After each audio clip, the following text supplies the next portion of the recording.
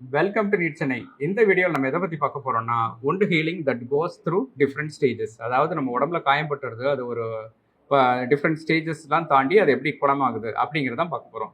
ஆக்சுவலாக நம்ம பாடியில் வந்து சேதமடைஞ்ச திசுக்களை வந்து மீட்டெடுக்கிறதுக்கு நம்ம பாடி என்ன பண்ணணும்னா ஒரு 4 ஓவர்லாப்பிங் ஸ்டேஜில் செய்யக்கூடிய ஒரு ஹீலிங் ப்ராசஸ் தான் wound ஹீலிங் ப்ராசஸ்ன்னு சொல்கிறோம். இது வந்து ஆக்சுவலாக 4 மெயின் ஸ்டேஜஸ் இருக்குது. அதில் ஃபர்ஸ்ட் ஸ்டேஜ் பார்த்தீங்கன்னா ஹீமோஸ்டேசிஸ், எப்படின்னா ரத்த ஓட்டத்தை நிறுத்துறது அப்படின்னு பேர்.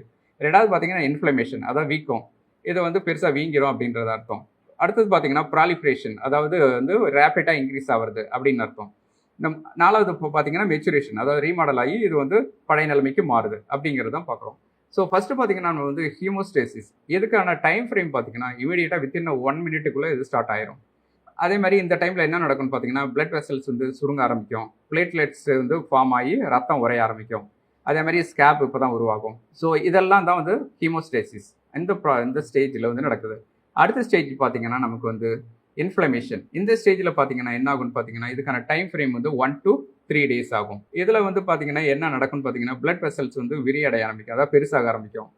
இந்த ஒயிட் பிளட் செல்ஸ் வந்து காயத்தை வந்து க்ளீன் பண்ண ஆரம்பிக்கும். அதே மாதிரி இப்போ தான் வந்து பார்த்தீங்கன்னா இந்த ஸ்வெல்லிங் பெருசாக வீக்கம் வராது, இந்த ரெட்னஸ் சிவப்பாக மாறுறது, ரொம்ப ஹீட்டாக எரிய ஆரம்பிக்கும். ஸோ இதெல்லாம் இருக்கும். அடுத்தது பார்த்தீங்கன்னா ப்ராலிஃபரேஷன். இந்த ஸ்டேஜில் பார்த்தீங்கன்னா இது டைம் பார்த்தீங்கன்னா 3 to 10 days ஆகும். புது செல் டிஷ்யூக்கள் வந்து இப்போ தான் குரோத் ஆக ஆரம்பிக்கும். அதே மாதிரி ஃபைப்ரோபிளாஸ்ட் வந்து கொலாஜனை உற்பத்தி செய்ய ஆரம்பிக்கும். பிளட் வெசல்ஸ் வந்து உருவாகும். அதே மாதிரி காயத்தில் வந்து தோல் செல்கள் வந்து மைக்ரேட் ஆகி வேற இடத்துக்கு மூவ் ஆக ஆரம்பிக்கும். இதுதான் ப்ராலிஃபரேஷன் நடக்கிறது. ஃபைனலாக பார்த்தீங்கன்னா மெச்சுரேஷன் ஸ்டேஜ். இந்த ஸ்டேஜில் என்ன ஆகுன்னு பார்த்தீங்கன்னா இது வந்து டைம் வந்து 1 வீக்ல இருந்து பல மாச கணக்கு ஆகும். இப்போ வந்து கொலாஜன் வந்து மறுசீரமைக்கப்பட்டு ரொம்ப ஸ்ட்ராங் ஆயிருது. இந்த ஸ்கார் டிஷ்யூ சொல்றோம் இல்லைங்களா, அது வந்து இப்போதான் உருவாகும்.